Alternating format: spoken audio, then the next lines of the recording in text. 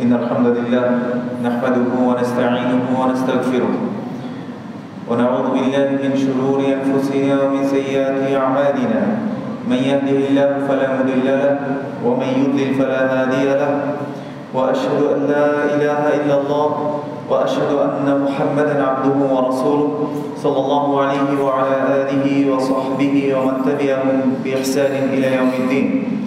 قال الله سبحانه وتعالى بعد أعوذ بالله من الشيطان الرجيم يا أيها الذين آمنوا اتقوا الله حق تقاته ولا تموتن إلا وأنتم مسلمون. وقال سبحانه وتعالى يا أيها الناس اتقوا ربكم الذي خلقكم من نفس واحدة وخلق منها زوجها وبث منهما رجالا كثيرا ونساء واتقوا الله الذي تساءلون به والأرحام إن الله كان عليكم رقيبا. وقال سبحانه وتعالى يا أيها الذين آمنوا اتقوا الله وقولوا قولا سديدا يصلح لكم أعمالكم ويغفر لكم ذنوبكم ومن يطع الله ورسوله فقد فاز فوزا عظيما. أما بعد فإن خير الحديث كتاب الله وخير الهدي هدي محمد صلى الله عليه وسلم وشر الأمور محدثاتها وكل محدثة بدعة وكل بدعة ضلالة وكل ضلالة في النار. أما بعد الحمد لله আল্লাহ সুবহানাহু ওয়া তাআলার দরবারে অসংখ্য প্রশংসা যে মহান রব আমাদেরকে আল্লাহর ঘর মসজিদে একত্রিত করেছেন, জুমার খুতবা শুনতে আসার তৌফিক দিয়েছেন। আমরা অন্তরস্থ থেকে বলি আলহামদুলিল্লাহ। আলহামদুলিল্লাহ ফিস সাররা আলহামদুলিল্লাহ ফিদ দাররা। সুখের মাঝেও আলহামদুলিল্লাহ, দুঃখের মাঝেও আলহামদুলিল্লাহ। প্রত্যেকটা মুহূর্ত আসলে মুমিনের জন্য একটা সে আল্লাহ সুবহানাহু ওয়া তাআলাকে সন্তুষ্ট করার মতো একটা উপলক্ষ সে হয়তো করে নিতে পারে, অথবা সে আল্লাহ সুবহানাহু ওয়া তাআলাকে অসন্তুষ্ট করে নেয়। যেই অবস্থাতেই থাকি না কেন আমরা সকল অবস্থায় আমরা আসলে শুকরগুজার বান্দা কিনা আল্লাহ সুবহানাহু ওয়া তাআলা এটাই দেখবেন। আমরা আসলে আল্লাহর প্রতি সন্তুষ্ট কিনা, আল্লাহ সুবহানাহু ওয়া তাআলা যে পরিস্থিতিতে রেখেছেন আমরা কি আসলে সন্তুষ্ট। খেয়াল করে দেখেন, আমরা আমাদের জীবনে যা চাই সেটা যদি হুবহু না হয় আমরা কিন্তু সেটা মেনে নিতে পারি না। ধরে নেন আপনি আপনার ছেলেকে চাচ্ছেন যে সে ডাক্তার হবে, কিন্তু সে ইঞ্জিনিয়ার হয়ে যাচ্ছে বা ইঞ্জিনিয়ারিং করতে যাচ্ছে, আমরা এটা মেনে নিতে পারি না। আপনি চান যে সঠিকভাবে আপনার দোকানের ব্যবসাটা চলুক, কিন্তু সেটা যদি না হয় আমরা এরপরে কি করি, আল্লাহর প্রতি অসন্তুষ্ট হয়ে যায়। অর্থাৎ কদরের প্রতি আল্লাহ সুবহানাহু ওয়া তাআলা আমাদেরকে যে নির্ধারিত কদর রেখেছেন এটা আপনি শত চেষ্টা করলেও তা অতিক্রম করতে পারবেন না। আল্লাহ সুবহানাহু ওয়া তাআলা বলেছেন প্রত্যেকটা জিনিস ইন্না খালাকনাহু বিকদর। আল্লাহ সুবহানাহু ওয়া তাআলা প্রত্যেকটা জিনিসকে কি হিসেবে সৃষ্টি করেছেন, একদম নির্ধারিত করে সৃষ্টি করেছেন। এটার এক চুলো কেউ বাড়াতে বা কমাতে পারবে না। যাই হোক, আমরা চেষ্টা করেছি যত সময় আসার জন্য, কিন্তু গাড়ি রাস্তায় অ্যাক্সিডেন্ট হওয়ার কারণে আসলে আসা সম্ভব হয়নি। এজন্য আপনারা সবাই অসংখ্য সময় নিয়ে ধৈর্য নিয়ে আপনারা বসেছিলেন। আল্লাহ সুবহানাহু ওয়া তাআলা এটার আপনাদেরকে উত্তম প্রতিদান দান করুন, আমিন। মনে রাখবেন ইন্নামাল আমালু বিন্নিয়াত, প্রত্যেকটা কাজ নিয়তের উপর নির্ভরশীল। ইন্নামা লিকুল্লি ইমরিইন মা নাওয়া, প্রত্যেক ব্যক্তি তাই পাবে যা সে নিয়ত করেছে। আপনার যদি নিয়ত থাকে আল্লাহকে সন্তুষ্ট করা, অবশ্যই আপনি সেটা পেয়ে যাবেন ইনশাআল্লাহ। আল্লাহ সুবহানাহু ওয়া তাআলা আমাদেরকে বোঝার তৌফিক দান করুন। যেহেতু সময় কম, আমরা অল্প কিছু কথা বলে আমরা সামনের দিকে বাড়বো ইনশাআল্লাহ। ইয়াউমুন নাহার, আমরা এখন যুলহিজ্জার মধ্যে আছি। যুলহিজ্জা একটা পবিত্র মাস। আল্লাহ সুবহানাহু ওয়া তাআলা বা এটাকে হারাম করেছেন। হারামের দুটো অর্থ হয়, একটা হচ্ছে সম্মানিত আর একটা হচ্ছে নিষিদ্ধ। এই যুলহিজ্জা এটা হচ্ছে একটা হারাম মাস, অর্থাৎ সম্মানিত মাস। আল্লাহ সুবহানাহু ওয়া তাআলা রাসূলুল্লাহ সাল্লাল্লাহু আলাইহি ওয়াসাল্লামের মাধ্যমে আমাদেরকে জানিয়েছেন কোন আমল আল্লাহর কাছে এত প্রিয় না, এই 10 দিনে যে আমলগুলো আল্লাহর কাছে করা হয় সেটা যতটা প্রিয়, অন্য কোনো আমল এত বেশি প্রিয় না। রাসূলুল্লাহ সাল্লাল্লাহু আলাইহি ওয়াসাল্লামকে সাহাবারা জিজ্ঞেস করলেন, ওয়ালা জিহাদু ফি সাবিলিল্লাহ ইয়া রাসূলুল্লাহ, আল্লাহর রাস্তায় জিহাদও কি আল্লাহর কাছে এত প্রিয় না যত প্রিয় এই 10 দিনের আমল?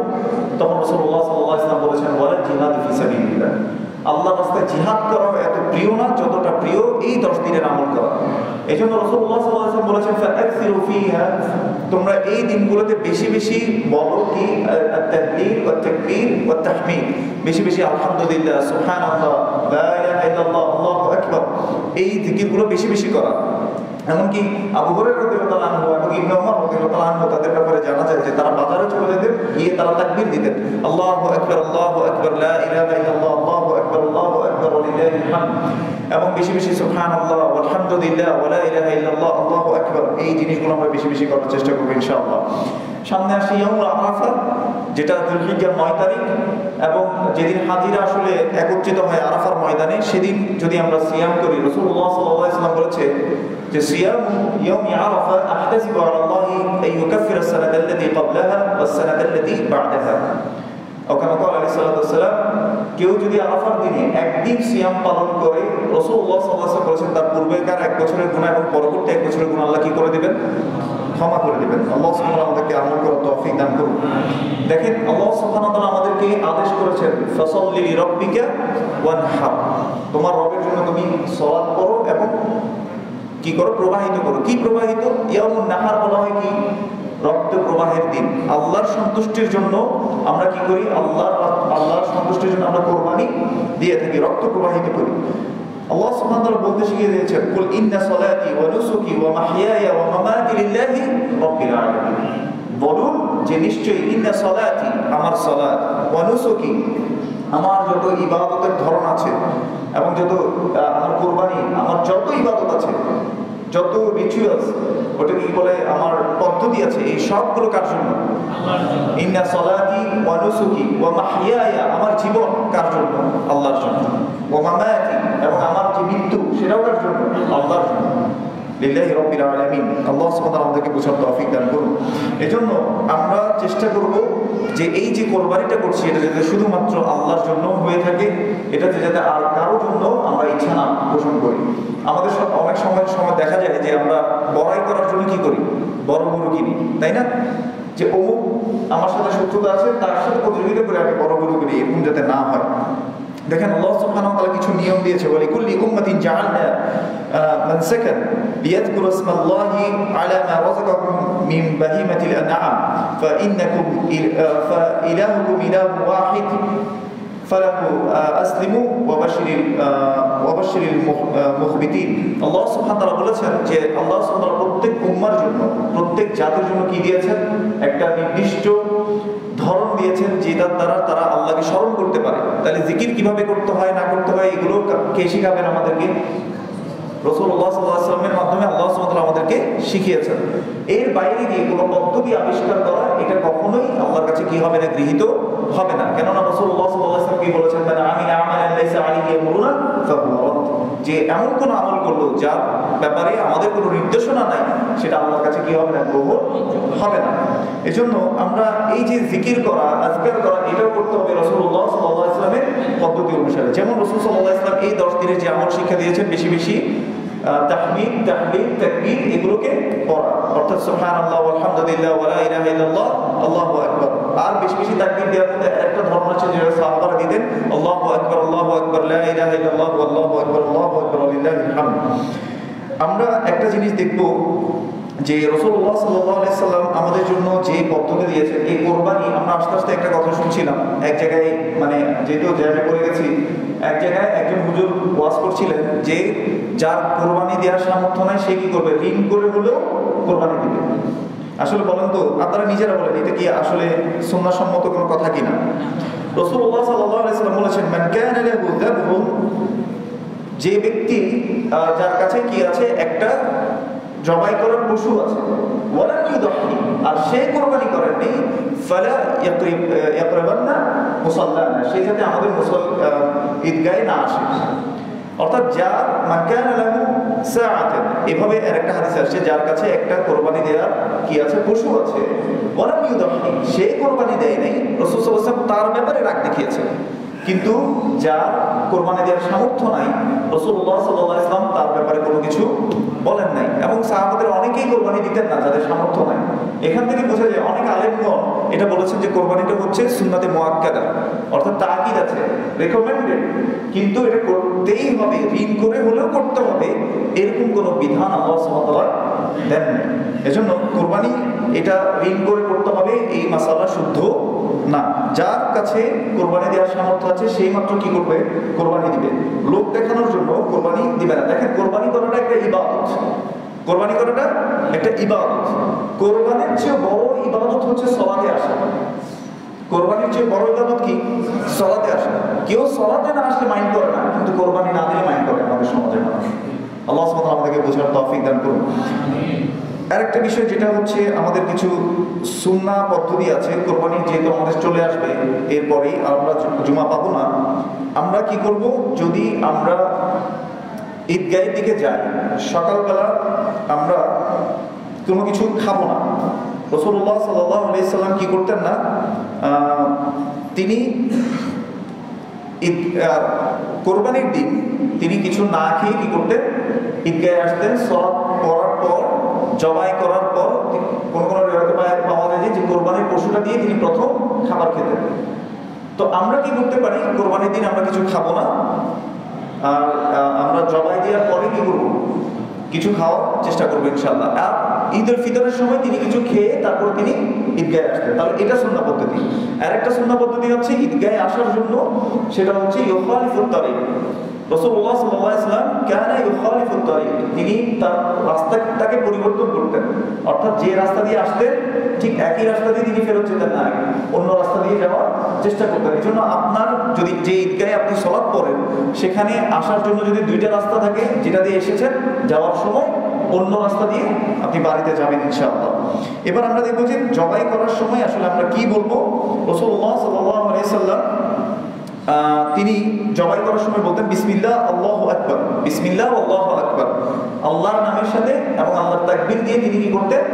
জবাইটা শুরু করতেন। আল্লাহুম্মা হাযা আন্নী ওয়া আম্মান লাম ইউদাহি মিন উম্মতি, এবং তিনি এটা বলতেন, আল্লাহ এটা আমার পক্ষ থেকে এবং আমার উম্মার যারা কোরবানি করেন তাদের পক্ষ থেকে, এভাবে করে তিনি দোয়া করতেন। এই হাদিস থেকে একটা মাসআলা আমরা নিতে পারি যে কারো নামে কোরবানি হয় না, পক্ষ থেকে হয়। এই কথাটা একটু ভালো করে বোঝার চেষ্টা করেন। আমরা 7 নাম দেই বলি না, এটা আসলে 7 নাম না, 7টা পক্ষ। বুঝতে পেরেছি কিনা? তাহলে পক্ষ থেকে কোরবানি হবে, নাম হবে কার? আল্লাহর নামে কোরবানি। এটা আমরা যাতে বলতে মানে বুঝতে ভুল না করি। অনেক সময় দেখা যায় হুজুর লিস্টি নিয়ে দাঁড়ায় থাকে, নাম করতে থাকে, তারপরে বিসমিল্লাহ আল্লাহু আকবার বলে। লিস্টি নিয়ে দাঁড়িয়ে থাকা আর নাম পড়া এটা জরুরি না। আপনার যদি অন্তরে নিয়ত থাকে, বিসমিল্লাহ আল্লাহু আকবার বলে জবাই দিয়ে দিলে আপনার কোরবানি হয়ে যাবে ইনশাআল্লাহ। আর একটা মুস্তাহাব্বাত কিছু বিষয় আছে, সেগুলো একটু বলে নিই।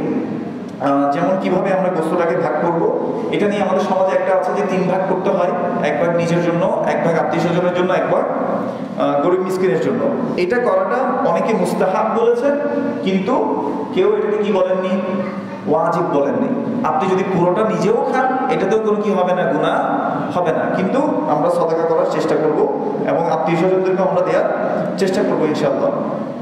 এর একটা আমরা জিনিস এখন যারা, এটা হয়তো আমাদের গত জুমায় আলোচনা হয়েছিল যে এই যুলহিজ্জার মধ্যে প্রথম 10 দিন মানে রাত চাঁদ দেখার সাথে সাথে যারা কোরবানি দিতে চায় তারা যাতে কোনোভাবে নখ এবং চুল না কাটে, নখ এবং চুল না কাটে। এই জিনিসটা আমরা করার চেষ্টা করবো ইনশাআল্লাহ।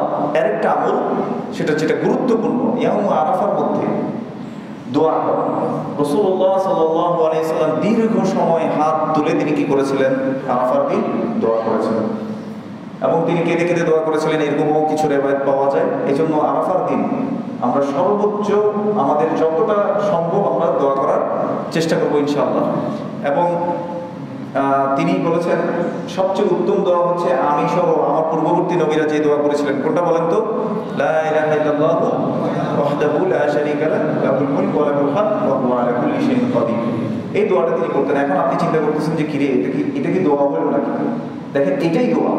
তার মানে আপনি আল্লাহর উলুহিয়ার যে সত্তা আছেন, সেই সত্তা দিয়ে আপনি আসলে আল্লাহকে ডাকছেন।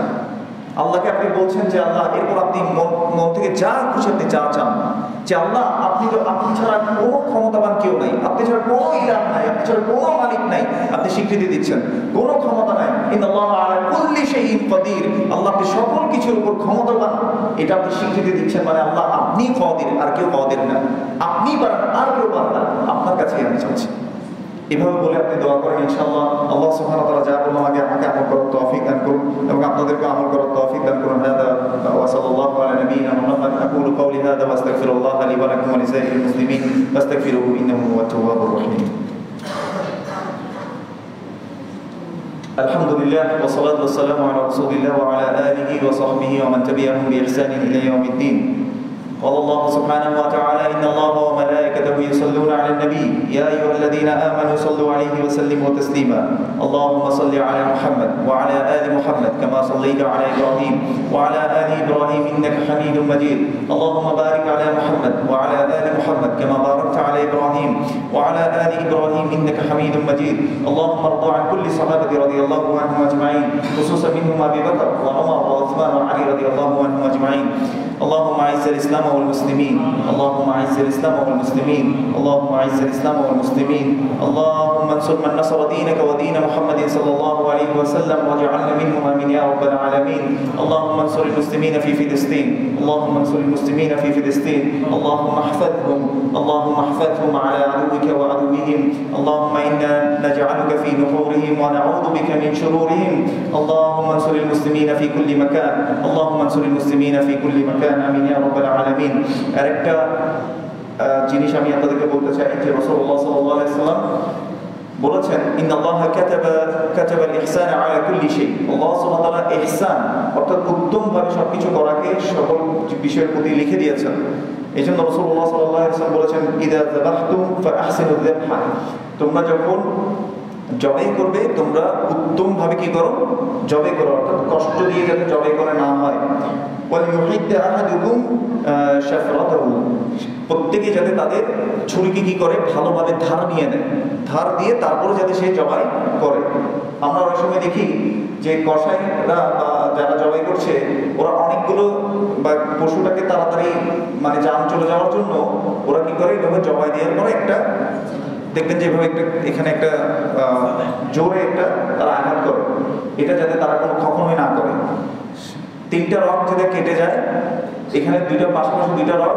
আর শ্বাসনালী এটা কেটে দিয়ে আমরা যাতে গরুটাকে ছেড়ে দিই কোনোভাবেই কসাইকে যাতে এটা করতে আপনারা দিবেন না কারণ রাসূলুল্লাহ সাল্লাল্লাহু আলাইহি ওয়াসাল্লাম বলেছেন ইযা যাবাহতুম ফাআহসিনু যাবহা তোমরা যখন জবাই করবে উত্তমভাবে কি করো জবাই করো এজন্য উত্তমভাবে জবাই করাটা আমাদের উপর পশুকে কষ্ট না দেয় আর এভাবে যখন আঘাত করা হয় মেরুদণ্ডের এই জায়গায় গিয়ে লাগে হাড্ডিতে তখন গরুটা স্ট্রোক করে এবং তাড়াতাড়ি মারা যায় তো এটা করলে আমাদের নিজেদের জন্য ক্ষতি আল্লাহ আমাদেরকে বোঝার তৌফিক দান করুন রব্বানা আতিনা ফিদ দুনিয়া হাসানা ওয়া ফিল আখিরাতি হাসানা ওয়া কিনা আযাবান নার রব্বানা লা তুযিগ কুলুবানা বা'দা ইয হাদাইতানা ওয়া হাব লানা মিন লাদুনকা রাহমা ইন্নাকা আনতাল ওয়াহ্হাব সুবহানা রাব্বিকা রাব্বিল ইজ্জাতি আম্মা ইয়াসিফুন ওয়া সালামুন আলাল মুরসালিন ওয়ালহামদুলিল্লাহি রাব্বিল আলামিন আকিমুস সালাত